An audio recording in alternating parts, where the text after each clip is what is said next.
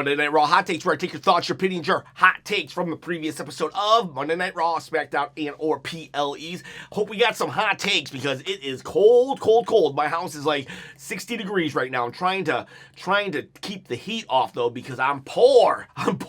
Maybe I'll just be bad for Christmas, get some coal, and I'll use that to heat up my house for the winter. All right, so let's start off with Jamie Hayes. Wow, double standard. Fans claiming it's a good thing for Cena to win a title off of Dom. Laughing face emojis. Brock Lesnar, The Rock, and Batista. Most fans were crying. Appreciate you said most, not all. Part-timers shouldn't go over. Part-timers shouldn't win world titles. Cena, though, all is forgiven. What a bunch of double standards. Okay, so let's address this.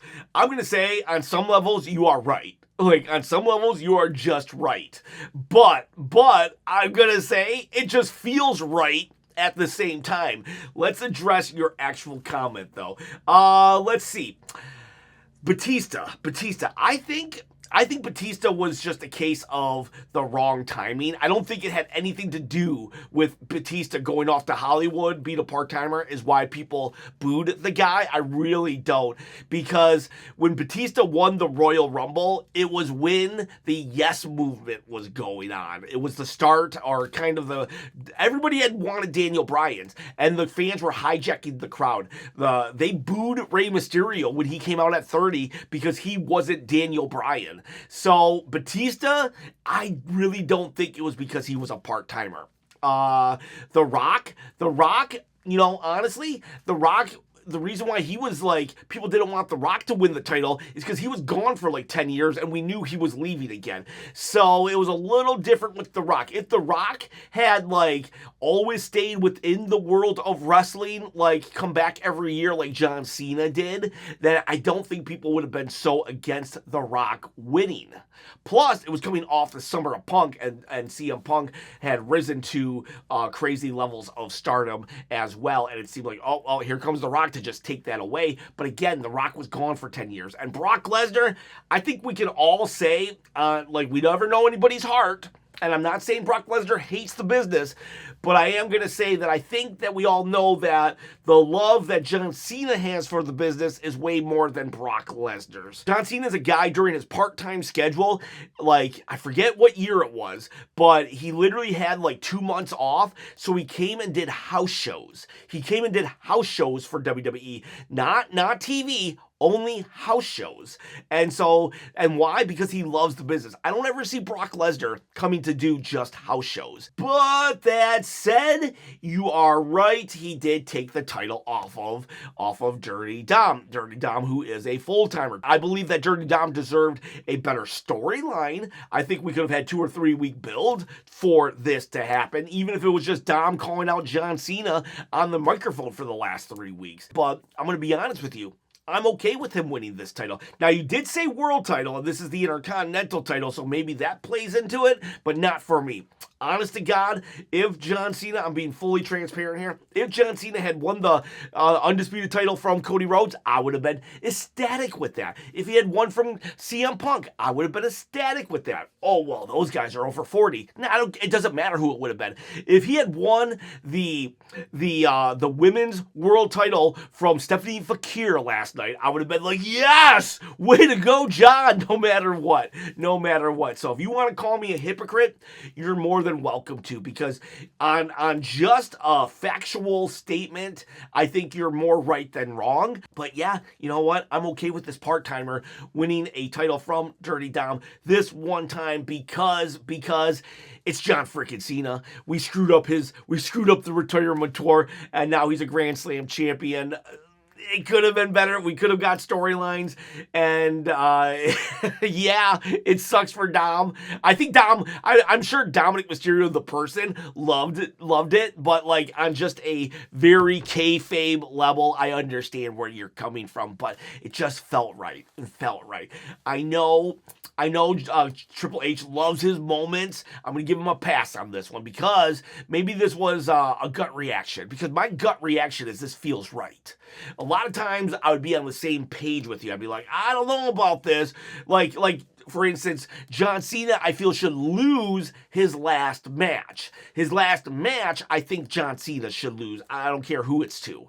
He should lose his last match. But right here, I was okay with it because it's like, I don't know, it's just, let's get some of these really good feelings that we lost out on when he turned heel in that stupid heel turn. God, that was a stupid heel turn. And that was a big moment, but see, that was the use of a moment that was bad because there was no follow-up. Now, the John Cena, he gets this big moment. It's just to celebrate the dude. You know, thank you for your hard work. He did carry the company on his back. I'm glad that maybe Triple H just went with his gut here, and that's something that Vince McMahon would do. Vince McMahon would go with his gut sometimes. And yes, sometimes it was a bad call, and sometimes it led to great stuff. And yesterday, it was great stuff. I could have used without the 10-minute intro of Triple H trying to hog the spotlight, but other than that, his gut going with John Cena victory last night in Boston, I'm going to say good call. You want to call me a hypocrite? That's perfectly fine. I do, on some levels, agree with you. Another thing that came out of that segment, though, before the actual title matches, John Cena said of all of the matches on his final night is going to deal with NXT guys. The NXT guys and gals are going to be fighting current roster people to put people over. So it allows everybody to step up, the next generation to step up to the current generation. And that's really cool. So in honor of that, I'm going to give away this NXT belt. If you want to win said belt on my shoulder, all you got to do is comment below, subscribe to the channel, hit that bell, ding, ding, ding, notification, because this is not a toy, people. It's a replica, and you can win it at 20,000 subscribers. That way, I can quit my day job and produce wrestling content full-time, baby. Let's see some other hot takes. Jimbo Slice says, commentary really undersold the Cena vs. Dom match. Joe missed the high drama spots during the false finish and actual finish. I can't help to feel that Michael Cole would have made it feel like a PLE match. Yeah, well, Michael Cole is the GOAT, yeah, you're right. Michael Cole probably would have been better. Joe has done a good job in calling some really good finishes in the past, but yeah, last night, it probably would have been better had Michael Cole been on, but, you know, he's, swing and a miss, Wandella, I butchered that name. Triple H sucks. There was a sign in the audience that says Triple H sucks, and it's right over his shoulder. I'll try to put it in here right about now. And yeah, you know what? I'm off. I'm 100% off the Triple H bandwagon. Good call letting him win the Intercontinental title last night for John Cena to win. But yeah, Triple H, what an egomaniac. What an egomaniac. Had to make last night about him. You know, ooh, if you want to hear my more thoughts on that, go check out my one take, one shot from last night, because I get the argument why Triple H had to be there, but it's a false argument. Triple H did not have to be there, other than Triple H needed the fans to think that he's the greatest thing since Bacon. Then we got Go Buggy. We are all very happy John Cena won and became a Grand Slam champion, and the match with Dom was awesome. That is the overall sentiment, and that's going to be most of these, so I'm not going to read everybody's comment, because just a lot of people is just like, yes, John Cena. He also says, I'm not going to lie, this Raw was perfect. I don't think it was perfect, but it was close. Again, Triple H didn't need to be out there. The War Games build is abysmal, but overall, it was a very good Raw. I gave it an 8 last night, but I probably should have gave it a 9. We got LT saying, Triple H doing a 10-minute monologue at the start of the show, like it felt like an FU to Cena. I know he was respectful in that, but it felt like Trips was just trying to take away from Cena's last moment in front of his hometown. This will be my last statement on Triple H for this video. Yeah, like, I don't think he was trying to take away from the moment. I think he was trying to make the moment about himself. He's literally like, okay, we've all have disagreements. We all have disagreements, especially the internet, who I hate. He never said the internet, but he lists off all these people who we all have disagreements and all opinions on wrestling, but then he says, but my opinion is the one that counts.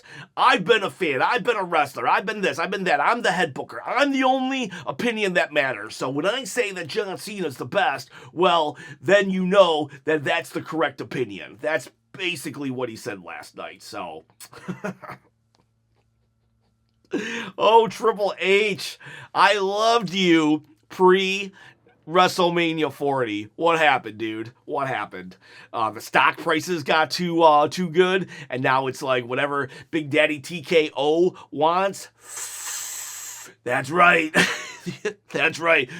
Big Daddy TKO says jump. Well, then Triple H is buying an airplane and he's going to jump out of it. If I say no parachute, well, he's just going to pray for some water. The GOAT says, who is joining Team Punk and who is joining Team Vision?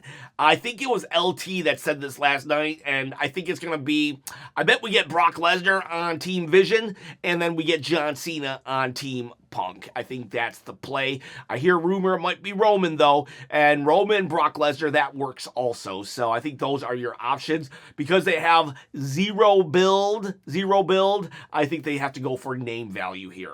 Though there is also a rumor that production has stalled on the Highlander, which Drew McIntyre is a part of, so they might be able to call Drew back. POEO2. I apologize, I butchered that name. Bayley and Lyra need to go to Smackdown. They haven't been on TV and they don't fit in any of the title pictures. Raw doesn't need them at all, but SmackDown desperately needs those two. SmackDown could use those two. SmackDown could.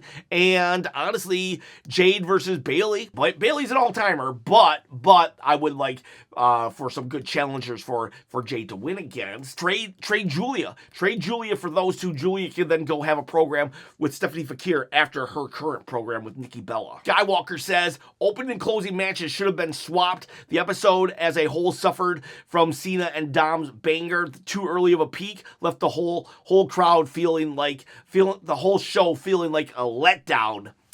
I get what you're saying. It didn't for me, though. It didn't for me. I really felt it just, yes, that was the big moment of the show, but I enjoyed it throughout. Now, when John Cena lost to Brock Lesnar at WrestlePalooza, that really killed the vibe. But this one, while yes, nothing was able to ever attain what they did in the beginning, it was nice, honestly. It was a change of pace for me. Your statement, I think, is correct overall, but I disagree with you. But from just a pure logical standpoint, you're probably right. You are supposed to save the best for last. Though it did have kind of a Triple H Jericho feel from 1999 or 2000, I believe, when Jericho won the world title for 7 minutes from Triple H. It was just a really cool way to start the show. Like, whoa, we're doing this now? Okay, let's go. Off to the races. But you are heard, and you're probably even right. Though I'm glad they did it this way. I guess I'm just going to be very hypocritical myself. I'm going to be very hypocritical this episode, so bear with me. I took off the shirt. It was getting hot. When I get into wrestling, yeah, hot takes, right?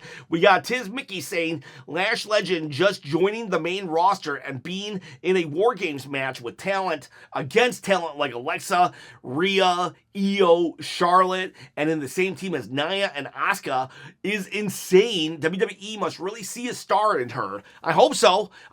She has star written all over her. Lash Legend is such a freaking natural. Plus, she comes from the world of sports. So hopefully that'll help. And I hope that's to her benefit because she's more than her past accomplishments. What she's done in NXT is phenomenal. They should have brought her up a year ago. They really should have brought her up a year ago. Lash Legend's the real deal, and I am very, very excited to see her on the roster. She's a star, baby. Mr. Dark Gable says Dom could afford to lose that title, and his work is so good it won't affect him. It won't affect him. He could afford to lose it. Yeah, it sucks that he lost it, but it had to happen. We only had 4 matches left with the Unseen 17. So, yeah, he can afford it, though. He could definitely afford it, of all people. The Louis Bowman Show says, I do not like that Dirty Dom went out to disrespect his elders, and Triple H forced Dom to defend his title, and he got what he deserved. All right, so Dom, as a heel, did get his comeuppance last night, which it was refreshing to see Dom as a heel again. The fans have been cheering him, and he does deserve the cheers because he's amazing and awesome, but I do like him when the fans don't like him. Million Matthews says, last year the whole point of CM Punk joining the Bloodline was because War Games had to be 5v5, but this time the women's match is 4v4. Why don't they stick to their own rules? Yeah, that's valid. Now, I will say, in the past, there have been 4-man War Games matches. I'm not sure if that was just in NXT or if it was just in WCW. I'm not sure if it's always been 5 in WWE, but I know in War Games in WCW days could be 4v4 or 5v5. But you are absolutely right. Last year, the inclusion of CM Punk, in my opinion, spoiled the Bloodline reunion, and it didn't ruin it, but it like took the focus off it. And so when it was all said and done, it was more about the favor than the fact that we had the original Bloodline that carried us through the pandemic and the last 4 years of TV. They were together. It was overshadowed, and it should have been overshadowed. So like, for them to just then say, all right, we're going to do 4 this year, they should have just did 4 last year. And you are correct here. So I will agree with you. And then we have Foz says William Regal is being underutilized. WWE needs more managers. It's just like Paul Heyman right now. I don't know why they don't have him managing someone like Gunther. Honestly, I wouldn't mind a Gunther-William Regal pairing. Or if Ludwig Kaiser ever comes back, that would be kind of a cool pairing up right there, because maybe Gunther doesn't need a manager, but Ludwig Kaiser could if he ever returns. Where is that guy, by the way? TTJC, who was there, the Raw was perfect for me. Yes, Dom lost, but it was to put over a senior citizen, so that was sweet of him. Laughing face emojis. TTJC actually loves Dominik Mysterio, but it was just a good. This was an example of a good moment. John Cena turning heel earlier in the year was a bad example of a moment. Asuka and Kairi won. Their matches were bangers, and both War Games are stacked. Team Paul versus Team Punk. Let's go. I hate that it's Team Paul. I get what you're saying. There's a Paul Logan and a Paul Heyman, but like Logan Paul, I mean. But like, I just hate that the Brawns are playing second fiddle to Logan Paul. I don't mind Logan Paul in the Vision, but we should not be making the focus of the Vision around Logan Paul. It should be literally around Braun Breaker. And now it's that I don't like that. I don't like that. Flying Fresh said, make the mystery opponent. It's Solo Sikoa. Last night I couldn't remember the name. Solo Sikoa has a mystery opponent next week. The opponent should be Chad Gable. Cena versus Chad Gable for the IC title for Cena's last match. He's the closest thing we have to a modern day Kurt Angle. That's actually not bad. Kurt Angle was the first person that John Cena came up against. So Chad Gable being the closest thing we get to Kurt Angle, then it's kind of like, adjust the position of his first match to his last match. Plus, there's the whole storyline of Chad Gable trying to get the Intercontinental belt. You know what? I wouldn't hate that idea. I really wouldn't. Donatello Leonardo says, as you all know, I'm a massive Rhea Ripley fan, but having her return tonight was a bad call. Nia and Lash only just got together, and those two should feel like the brothers of destruction, Undertaker and Kane. Given how big and strong they are, the heels should have kept their heat by wrecking the faces tonight, which would have made Rhea coming out next week hit even harder. I agree. You could have had Io Sky come out to help, and then she gets beat up. The heels stand tall. Next week we start the week off the same way, but Rhea comes out and boom, you got it. Right there. It could have just easily just been a tweak, because honestly, why would Rhea let Io come out on her own? And you might be like thinking, well, Io's her own woman. No, those two have been attached at the hip. So it's like it makes no sense for Io to come out by herself, for Rhea to just come out 2 minutes later. So yes, they should have just let the heel stand tall and let the faces stand tall next week. Drexel Dragon says, my hot take is that Cena winning the IC belt is indicative of a broader problem with WWE right now. They value moments way over good storytelling. The IC belt hasn't eluded Cena, as people have been saying. He simply never went for it. You are right there also, in that WWE is rewriting history a little bit, is that the IC belt has eluded Sheamus. It's never eluded John Cena. If he's ever gone for it, it was in a one-off match. He's never really cared about getting the IC belt. It's not because he was disrespecting the IC belt. It's just he never went for it. And then eventually he just got too big for it. So you are right there. And you are right that this could just be a moment that if it's squandered, I don't think they can squander it though. I think John Cena has to lose it in like 3 matches at the latest. So I get what you are saying. You are right. Maybe I'm just a fickle fan. Fickle. In this case, I'm giving John Cena the pass because of what he's meant to the business and how we screwed up. Triple H screwed up his heel turn. Not gonna lie, at first I thought his heel turn was gonna be amazing and great, and there were some good moments, but it did suck when it was all said and done. Oh, gee, guys, I don't want to ruin wrestling. I love wrestling. Damian King says John Cena's IC Championship before GTA 6. Haha, that's funny. We got Neo Stand Proud. John Cena becoming a Grand Slam champion was great. Logan Paul needs to meet a wood chipper as his next opponent. What a poor build for the War Games. Yet again, says Major Mario. Way horrible. Back in NXT, it was really something to look forward to because of the storylines made sense. Why would Cody join forces with Punk and Jay? There's no reason.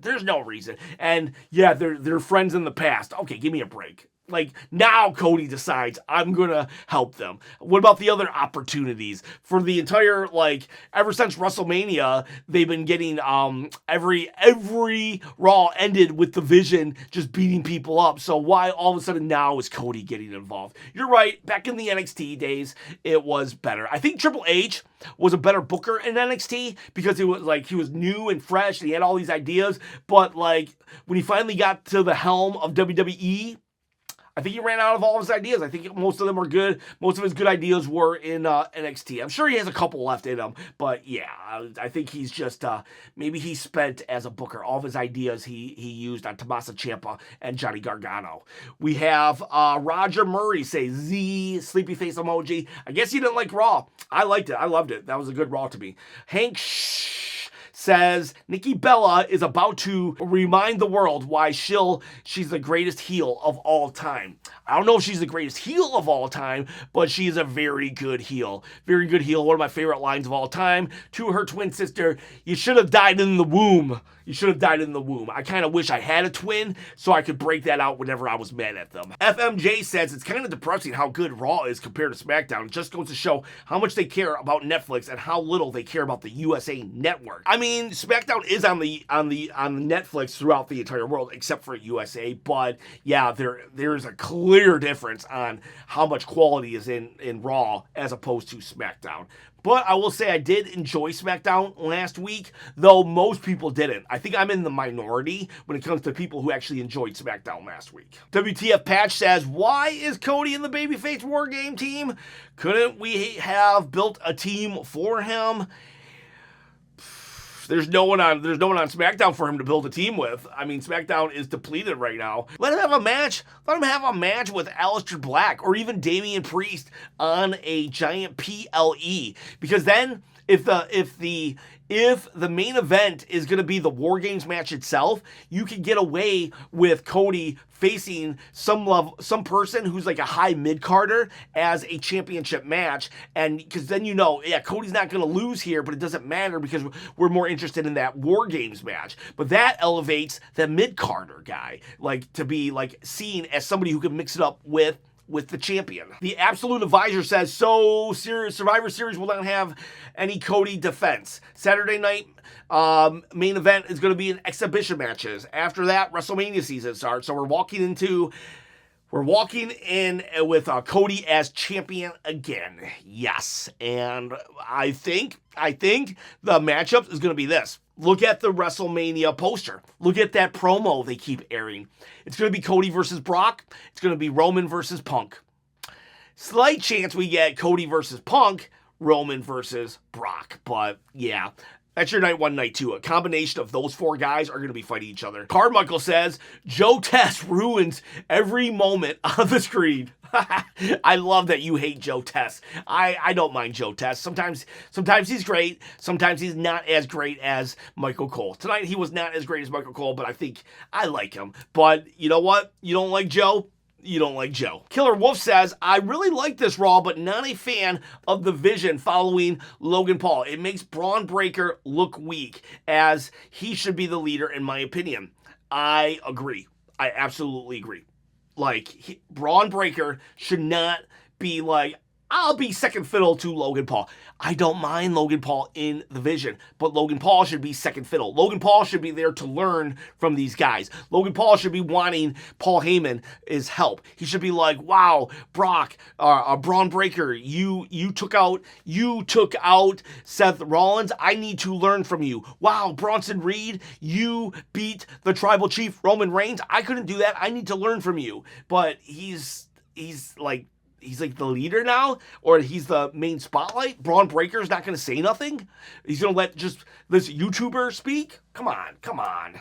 No. Boo that decision. Like, Logan Paul, good in the vision, not good as its main focus. And then we have our final one. We have, if John Cena, this is Martin Brony, if John Cena's last opponent is going to be Gunther, as most people think it is, he is going to be back in the mid-card scene as the IC champion. So, as IC champion, if John Cena doesn't lose his belt next week on Raw, which who knows, maybe he will. Maybe it was just a hot shot to get him the title of Grand Slam champion, and Dominik Mysterio wins it back. But let's pretend right now John Cena carries it into his final match, and Gunther's his final match. Are they going to let Gunther go back to the mid-card? Honestly, you could make a storyline around it. You could just say Gunther feels that Dominik Mysterio disrespected the IC title. He disrespected the IC title, and that now he must make it relevant again. He must bring up the prestige once more. That would then allow Gunther to stay away from the world title scene. And because Gunther, it doesn't make sense for Gunther not to want to be the world champion unless he has another mission, and his mission is to reestablish the IC title. And then who knows, maybe down the line, if Dominik does turn fully face, that Dom can then beat Gunther.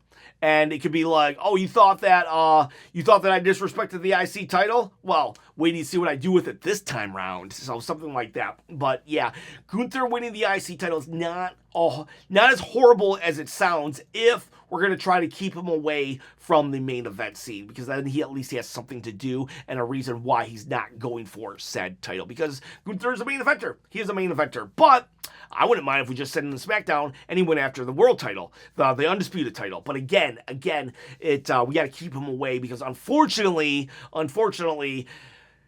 he won't be champion or going for a championship belt at WrestleMania. We already know who that's going to be, and like I said, it's going to be the four guys on that poster. And all right, boys, all right, girls, those are your hot takes for Monday Night Raw. Appreciate every single one of you. Have yourselves a great day.